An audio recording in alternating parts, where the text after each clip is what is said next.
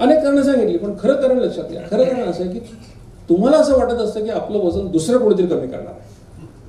तुमच्या वजनाची जबाबदारी तुम्ही घ्यायला तयार नाही आहेत. खूप लोक शब्द वापरतात. आता मला कोणती भेटले, माझं चालणं होत नाही.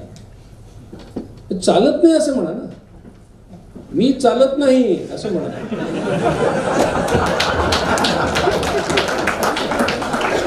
होत नाही म्हणजे परमेश्वराची इच्छा. त्याला काय दुरुस्त कर, त्याला काय दुरुस्ती आहे का? त्याची इच्छा, त्याला काय दुरुस्त कर. तुझं चालत नाही ना, तूच चाल ना उद्यापासून. हे अशी शब्द वापर. खाल्लं जातं, अरे कुठे काय तोंडात कोणतं तुम्ही खाता आनंदाने, खाल्लं जातं म्हणतात. तुमची मानसिकता अशी की आपलं वजन दुसऱ्या कोणती कमी करायला. काही लोक येतानाच विचार करून आले, आता दीक्षित सर आपल्यासाठी 4 किलोमीटर पळणार उद्यापासून. तर मी असलं काही करणार नाही हेच सांगतो. मी फक्त रस्ता दाखवणार आहे. चालायचं तुम्हालाच आहे. चाललात तर तुम्हाला फायदा होणार आहे, नाही चाललात तुमचं नशीब. तर जोपर्यंत ही मानसिकता जात नाही, जोपर्यंत तुम्ही तुमच्या वजनाची जबाबदारी घेणार नाही, तोपर्यंत ते कमी होणार नाही. ही काळ्या दगडावरची रेघ आहे, हे लिहून ठेवा. तुमच्या वजनाची जबाबदारी तुम्हालाच घ्यायची आहे. फक्त सगळे प्लॅन फेल झाल्यावर की बहुतेक वजन कमी करायचा एवढाच मार्ग असेल. तुम्हाला हसू आलं, हे काय मूर्खपणाची गोष्ट. असं कधी चरबी जाळता येणार आहे का? हे काय मग? याला आम्ही म्हणतो लायपोसक्शन किंवा बॅरेट्रिक सर्जरी. म्हणजे काय? लायपोसक्शन म्हणजे तुमच्या पोटात पाईप घालतो, चरबी काढतो. लिटरला 10,000, 20,000, 15,000 रेट असतात. लोक मरतात सुद्धा ऑपरेशनमध्ये. काही काही लोकांचं बॅरेट्रिक करतो. म्हणजे काय? अन्न खाल्लं की ज्या पिशवीत जातं त्याला म्हणतात जठर किंवा स्टमक. तुमची कॅपॅसिटी असते 20 पोळ्या खाण्याची, खाऊन खाऊन कमावलेली असते, आणि तुमचा तोंडावर कंट्रोल नाही. आम्ही तुमची पिशवी कापून टाकतो, त्याची कॅपॅसिटी करतो 4 पोळ्यांची. मग आता काय होतं? 4 पोळ्या खाल्ल्यानंतर किती इच्छा झाली खायची, तर खाल्लं तर उलटी होते, कारण पिशवीच भरून जाते. काही लोकांचं बायपास करतो. म्हणजे अन्न जर खाल्लं आणि ते लहान जठरामधून लहान आतड्यात गेलं तर ते पचतं आणि अंगी लागतं. मग काय करायचं? लहान आतड्यात जाऊन जायचं नाही, डायरेक्टली मोठ्या आतड्यात पाठवायचं. म्हणजे जसं ट्रॅफिक शहरात येऊन बायपास करतो ना आपण, म्हणजे असं खायचं आणि तसं बायपास. असं वजन कमी करा असं कोणाला वाटणार आहे का? असं कोणाला वाटेल का? नाही वाटणार. पण हे चित्र आणि हे चित्र ह्याच्यामध्ये गुणात्मक दृष्ट्या फरक नाही, हे लक्षात ठेवा. तुम्ही सारखंच हास्यास्पद आहे. तेव्हापासून मी विचार करत होतो की कुठला डाएट प्लॅन सक्सेसफुल होईल, कुठला डाएट प्लॅन कायमसाठी यशस्वी होईल, त्यात काय गुणधर्म असायला पाहिजे. म्हणजे पहिला गुणधर्म असायला पाहिजे की तो फुकट असायला पाहिजे. बरोबर? कारण आयुष्यभर कोण पैसे खर्च करणार वजन कमी करणार? नाही करणार. दुसरं, डॉक्टर लागू नये, एक्सपर्ट लागू नये. एक्सपर्ट आला की फी आली त्याची एक्सपर्टची. तिसरं, मशीन लागू नये. आता काही लोक असतात, तुम्ही सगळे बिझी लोक आहे, आम्हाला व्यायामाला वेळच नाही म्हणतात.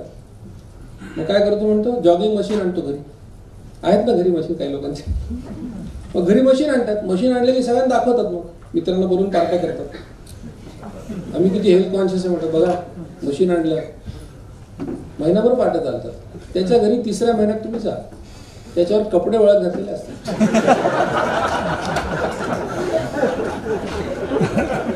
जॉगिंग मशीनचा परमनंट उपयोग कपडे वाळत घालणे एवढा नसतो, काय नसतो.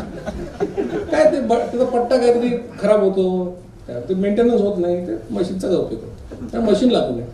कुठल्याही न्यूट्रिशनल पावडर बाजारातून विकत घेऊन खायची गरज पडू नये. आणि सगळ्यात महत्वाचं काय, हे आयुष्यभर आनंदाने करता आलं पाहिजे. नाही तर काय, घरात लोक सगळे पिझ्झा घेऊन येतात. बरं, लोक इतके भारी घरातले, ज्याचं डायटिंग असतं त्याच्या समोर बसून खातात आणि पुन्हा एकमेकात चर्चा, याचं डायटिंग चालू आहे, याला द्यायचं नाही म्हणतात. तो बिचारा ब्लॅक टी पितो तिथे बसून त्याच्यासमोर, आणि सगळे झोपले की रात्री 12 वाजता फ्रीज मधलं काढून बका खातो. कोणी पाहायला नको. म्हणजे असं मन मारून काय होणार नाही. पिझ्झा खावायचं वाटलं खाता आला पाहिजे माणसाला, जे खावायचं वाटतं ते खाता आलं पाहिजे, आयुष्यभर आनंदाने करता आलं पाहिजे. असं जर काही असेल तर ते डाएट प्लॅन राहणार नाही, ती लाईफस्टाईल होईल तुमची. आणि what can succeed in the lifestyle, diet plan can never succeed, हे लक्षात ठेवा. अशा एखाद्या लाईफस्टाईलच्या मी शोधामध्ये होतो, आणि माझ्या नशिबाने मला एका मित्रांनी डॉक्टर जिचकरांचं लेक्चर आणून दिलं. तर मला हे ऐक, एवढे सगळे प्रयोग केले तर हे पण करून पहा. ते व्याख्यान मी ऐकलं. त्या जिचकरांनी साधा सोपा सल्ला दिला होता. काय सांगितलं त्यांनी, जे मी तुम्हाला सांगणार आहे आता. त्यांनी सांगितलं निरोगी राहायचं असेल दिवसात 2दा जेवा.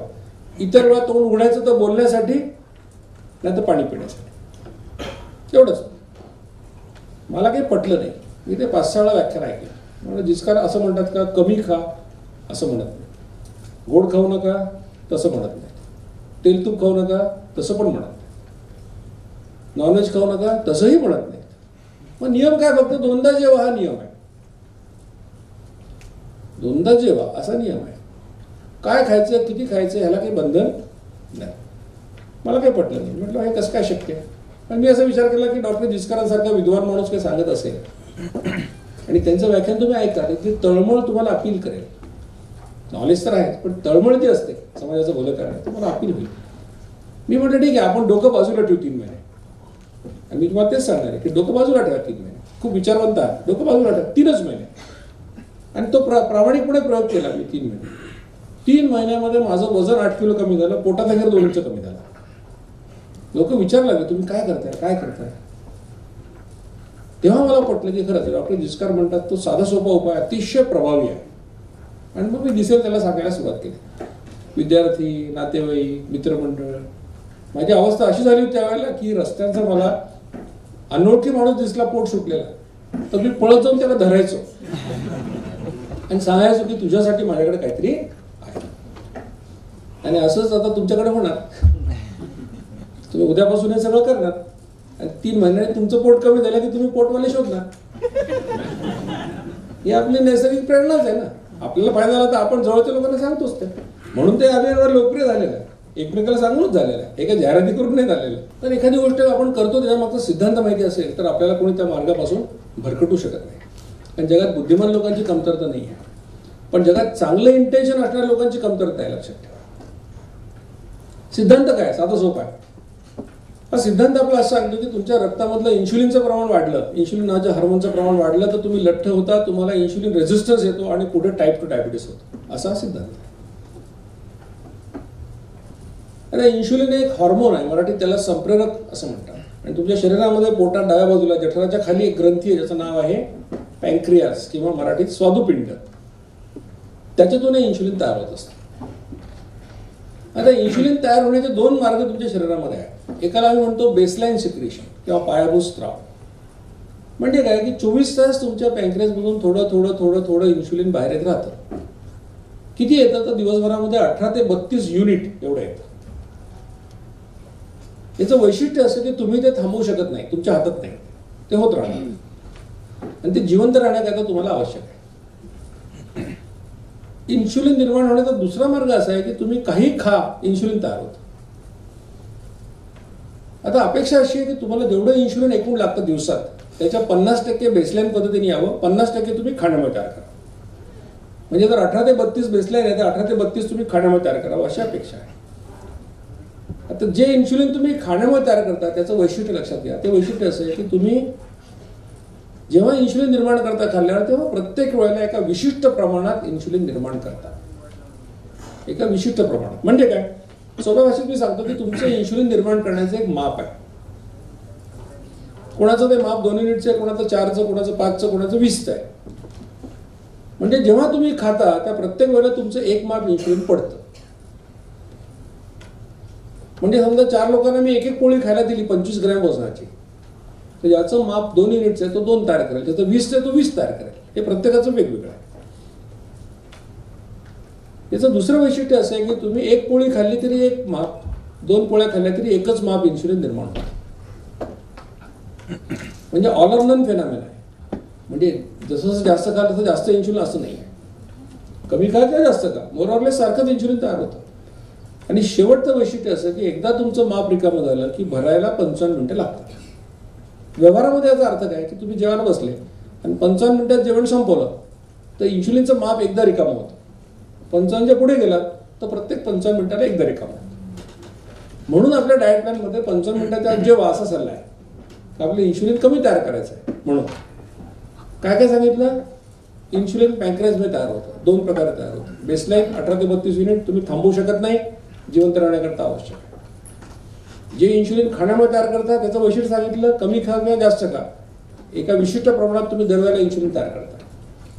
आणि एकदा तयार केलं इन्शुलिनची परत तयार करायला 55 मिनिटं लागतात. हे तुम्हाला मी इन्शुलिन निर्मितीचं थेअरी सांगितली. आता इन्शुलिनचं काम काय लक्षात घ्या.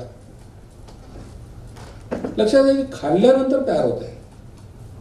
त्याचं कारण असं आहे की अन्न खाल्ल्यानंतर त्याचं जेव्हा डायजेशन होतं, पचन होतं, त्या पचनानंतर जे एंड प्रोडक्ट्स रक्तामध्ये येतात त्याचा वापर करणं हे इन्शुलिनचं काम आहे.